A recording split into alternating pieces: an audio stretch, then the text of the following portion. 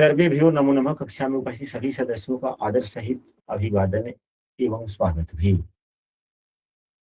सभी सदस्य अपने अपने स्तों का ध्यान कर माता गायत्री के मंत्रों का एक बार उच्चारण अवश्य कर ले। साथ ही अपने प्रेरणा के स्रोत एवं अपने गुरुजनों को भी अंतर्मन से अभिवादन कर ले। हम लोगों के द्वारा नियमित रूप से कुंडली क्लासेस पर आधारित कक्षा दी जाती है। आज की कक्षा में जैसा कि आप लोग देख रहे हैं, लिखा गया है कि वृषभ लग्न में मंगल 9वें भाव में कैसे फल देते हैं। यदि कोई कक्षा में नया है और प्रतिदिन की कक्षा में शामिल होना चाहते हैं तो स्क्रीन पर दिख रहे नंबर पर व्हाट्सएप पर कक्षा में कंटिन्यू हो सकते हैं। तो सबसे पहले प्रदेश के लिए हम लोग देखते क्या है कि किस राशि में ग्रहगण बैठे हुए हैं, किस राशि में ग्रह बैठे हुए हैं, उनकी स्थिति सबसे पहले देखी जाती है। उनकी स्थिति सबसे पहले देखी जाती है। तो यहाँ पे मंगल देव 9वें भाव में होंगे तो अपने उच्च स्थिति में होंगे, उच्च स्थिति में होंगे। तो सामान्यतः यह बात है कि यदि कोई भी ग्रह अपने उच्च राशि का होकर जिस भाव में बैठता है उस भाव के फलों को काफी बढ़ा देते हैं, बढ़ाता है। तो 9वां भाव धर्म का है, 9वां भाव ईश्वर के पूजा का है, गुरुजन का है। तो वहां देखने से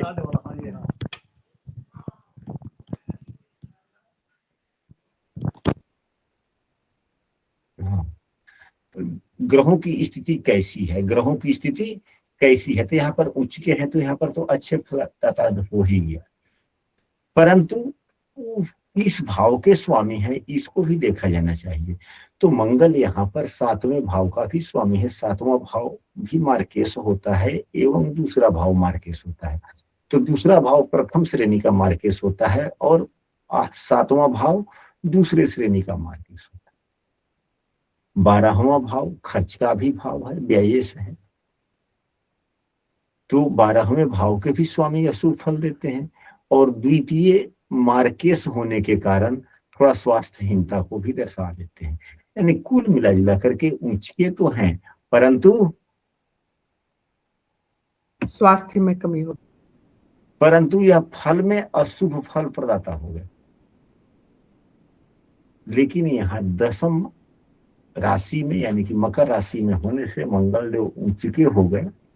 उच्च के होने से जब मंगल देव उच्च के होते हैं और यहाँ पर 10वें भाव के नजदीक में भी हैं, 10वें भाव में इनको दिग्बल भी मिलता है, तो अपने दिग्बल भाव से नीचे हैं, पहले हैं, यानी कि दिग्बल भाव की तरफ यह बढ़ने वाले 10 से 11 राशि, 11 राशि यहाँ पर है तो अपने दिग्बल की तरफ है ये। तो ऐसा हम कह सकते हैं कि यह व्यक्ति उन्नतिशील प्रवृत्ति का होगा। साथ ही रीता सिंह जी अपने माइक को बंद करें, यदि आवश्यकता होगा तो माइक खोल करके बोलेंगे, फिर माइक बंद कर दीजिए। यहाँ पर व्यक्ति उन्नतिशील हो गया। साथ ही मंगल देव भाग्य भाव में उच्च के होने के कारण साथ ही यह 7वां भाव जो होता है यह सहयोगियों का भी भाव होता है, व्यवसाय का भाव होता है। यह कर्म का नहीं है, 10वीं से 10वीं है, व्यवसाय का भाव है, नौकरी का भाव नहीं है, व्यवसाय का भाव। 7वें भाव से खास करके व्यवसाय देखे जाते हैं या नौकरी? व्यवसाय गुरुजी, व्यवसाय। व्यवसाय। नौकरी और व्यवसाय में कुछ अंतर है, दोनों जगह से तो आय होते हैं लेकिन दोनों के प्रवृत्ति में काफी अंतर होते हैं। दोनों के प्रवृत्ति में अंतर होता है, अंतर होते हैं। नौकरी के प्रवृत्ति में और व्यवसाय के प्रवृत्ति में अंतर होता है। नौकरी में सेवा भाव होती है और व्यवसाय में स्वार्थ होता है। अपने स्वार्थ के लिए थोड़ा सा कम बेसी भी दाम लोग बोल देते हैं। तो हम ऐसे कह सकते हैं कि व्यक्ति अपने फायदे हेतु शत्रु को मित्र, मित्र को शत्रु, यानी कि सामान्यतः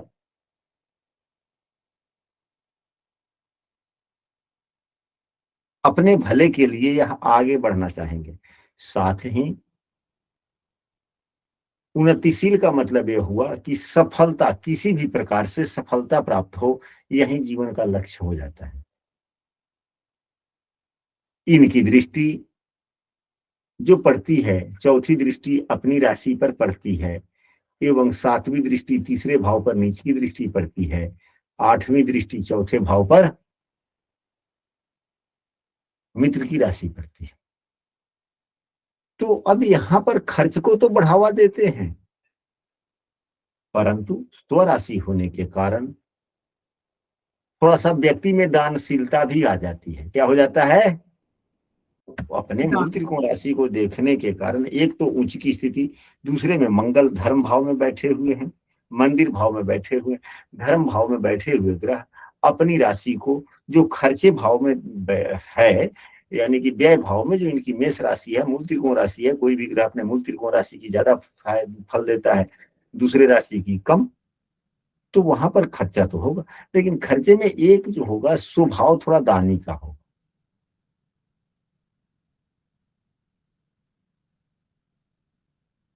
नवमांश में 10वें घर में है।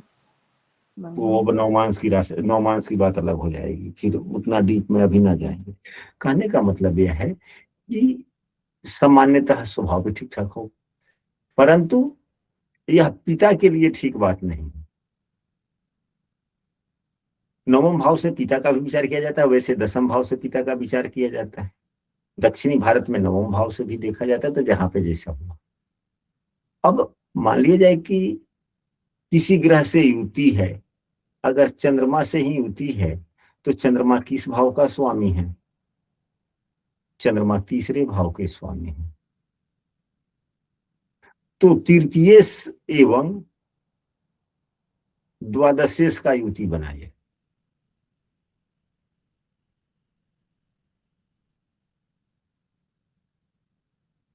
और चंद्रमा का यहां बैठ जाने से चंद्रमा की अपनी राशि पर भी दृष्टि होगी और मंगल की भी यहीं पे दृष्टि होगी। यानी कि नियम यह बनता है कि यदि कोई ग्रह कहीं नीच राशि को देख रहा है, यहाँ पर नीच की दृष्टि हो गई, और वहां पर भाव के स्वामी के द्वारा भी यदि दृष्टि पड़ती है, तो एक प्रकार का क्या होता है, नीच भंग योग भी निर्माण करता है। और चंद्रमा मंगल की युति, चंद्र मंगल युति भी बना, मंगल यहाँ उच्च का भी है, चंद्रमा अपने राशि को भी देख रहा है। अतः यह आय के तरफ भी इशारा करता है।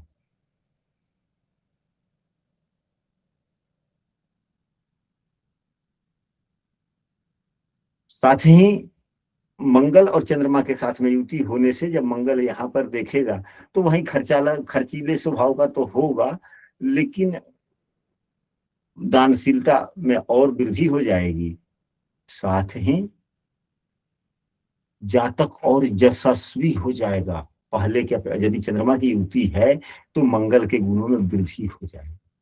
अगर यहीं सूर्यदेव हो जाए तो सूर्यदेव किस भाव के स्वामी है? चौथे भाव के स्वामी है। यहाँ पर चतुर्थेश एवं नवमेश की युति बनी।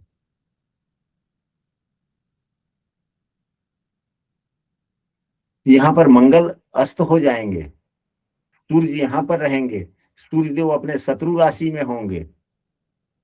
अब मंगल, अभी कल की ही कक्षा में शायद चर्चा हुआ है, परसों की कक्षा में चर्चा हुआ था कि यदि कोई ग्रह सूर्य के साथ में युक्त हो जाता है, यदि कोई ग्रह सूर्य के साथ में युक्त हो जाता है, तो अपने गुणों को डायरेक्ट नहीं देता, वह सूर्य के गुणों में अपने गुणों को समाहित कर देता है। तो मंगल यहाँ अस्त हो गया, लेकिन मंगल तो है उग्र ग्रह, क्रूर ग्रह है, सूर्य भी क्रूर ग्रह है, दोनों अग्नि तत्व के हैं। सूर्य की प्रधानता यहाँ पर हो गई, सूर्य शनि की राशि में है, तो थोड़ा व्यक्ति को अहंकारी बना देगा और क्रोधी बना देगा। यदि बुध देव के साथ में युक्त हो जाए तो बुध देव पंचमेश है, तो यहाँ पर पंचमेश का संबंध सप्तमेश से हो गया और द्वादशेश से भी हो गया। लेकिन उच्च के मंगल के साथ में, नवम भाव में उच्च के ग्रह के साथ में पंचमेश की युति हो गई। पंचम भाव क्या है? यह भाग्य भाव है। और पंचम भाव प्रथम संतान का है, व्यक्ति का भाग्योदय भी होगा, लेकिन प्रथम संतान के बाद बाद होगा। यह अच्छे योग हैं, बुरे योग नहीं है। जब भी कोई ग्रह उच्च का हो जाता है तब बुरे भाव का भी यदि स्वामी होता है तो बुरे भाव के स्वामी का उतना कम फल देता है। लेकिन आजकल 12वां भाव के स्वामी भी कुछ अच्छे ही फल देते हैं। कारण यह है कि पहले का जमाना था कि लोग अपने परिवेश से ही आय कमाते थे, आय के साधन हुआ करते थे। लेकिन आज के जमाने में बाहर जाके ही हो रहा है आए। बाहर जाकर ही हो रहा है। यदि हम भी अपने घर पे बैठे हुए हैं तो जरिया कहाँ का है? बाहर का ही है, अपरिचितों का ही है, अपरिचितों का ही है। हम तो 12वें भाव का भी काम कर रहे हैं कि नहीं कर रहे हैं? जी कर रहे हैं। कर रहे हैं, तो 12वें भाव का स्वामी हमारे लिए उतना बुरा नहीं होगा।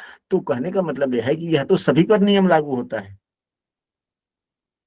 तो उन्नति के लिए आजकल 12वें भाव के स्वामी थोड़े अच्छे फल देते भी। तो बुध हो गया। अब इसके बाद में, बुध के बाद में देवगुरु बृहस्पति। अब देवगुरु बृहस्पति यदि यहाँ पर हो जाते हैं तो 9 नंबर यहाँ पर कौन से होगा? ये अष्टमेश एवं एकादशेश हो गए, जो अच्छा नहीं हुआ।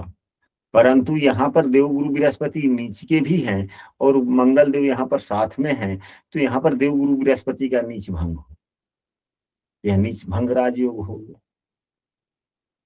तो और अच्छी फल है। और एकादशेश के साथ में है। यहाँ पर अष्टम भाव के भी स्वामी देवगुरु बृहस्पति हैं, अष्टमेश के साथ में युक्त हो गया। लेकिन उच्च के ग्रह के साथ में होने से अष्टमेश का प्रभाव थोड़ा अच्छा हो गया, नीच भंग राजयोग थोड़ा ज्यादा ही प्रभावी। अगर शनि के साथ में युति है तब भी यहाँ पर ठीक है।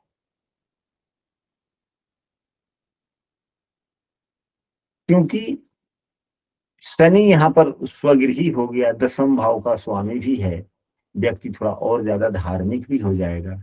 और जिस राशि में मंगल उच्च के हैं उसके भाव के स्वामी के साथ में, लेकिन यह उतना अच्छा योग पुरुषों के लिए अब थोड़ा सा मनचला बना देता है। अगर देवगुरु बृहस्पति और मंगल का योग हो जाए तो थोड़ा मनचला बना देता है। अगर यही मंगल के साथ में राहु हो जाए तो यह व्यक्ति को क्या बना देता है? कमी ला देता है, मंगल के गुणों में कमी ला देता है। तो मंगल यहाँ पर उच्च के होने से, जहां पर मंगल जिसके जितने अच्छे होते हैं वह उतना ही अच्छा विश्वासी आदमी होता है।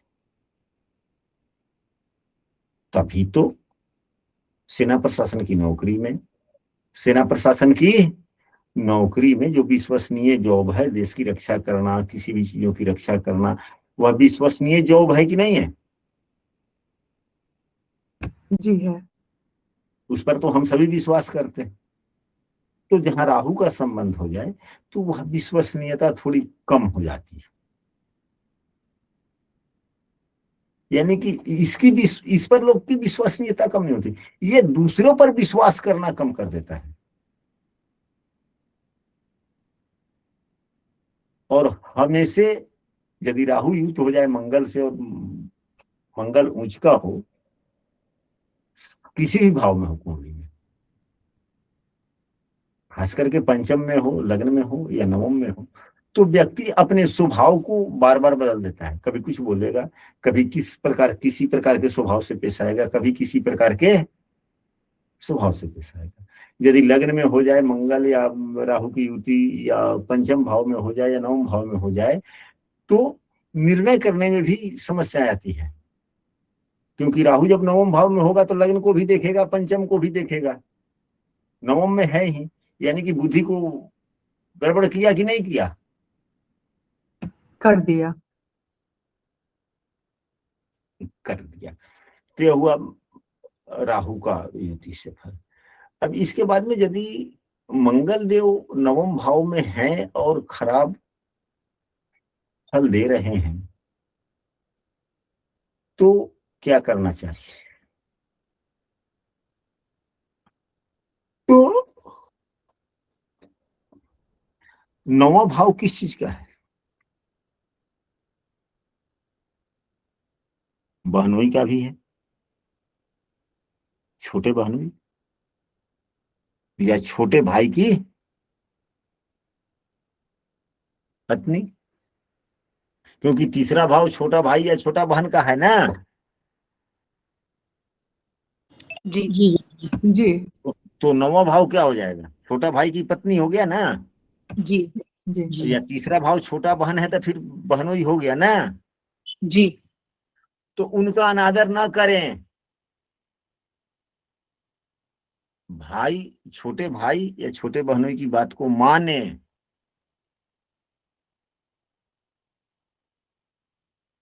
सबसे अच्छा उपाय है। और भी स्थितियों के अनुरूप ढेर सारे तरह के उपाय किए जा सकते हैं। तो यह तो हुआ वृषभ लग्न में मंगल देव का 9वें भाव में फल। अब हम लोग चलते हैं